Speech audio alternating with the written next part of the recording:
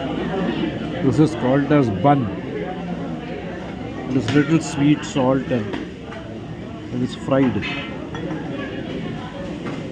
can use it with chutney or as it is you can eat it. And this is how it is done.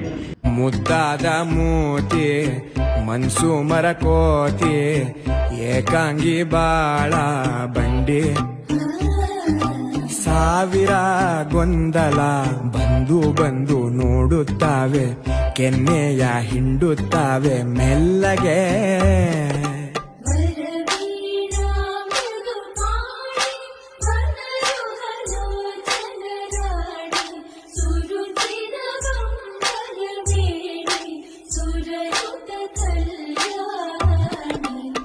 ಮುದ್ದಾದ ಮೂತಿ ಮನ್ಸು ಮರಕೋತಿ ಏಕಾಂಗಿ ಬಾಳ ಬಂಡಿ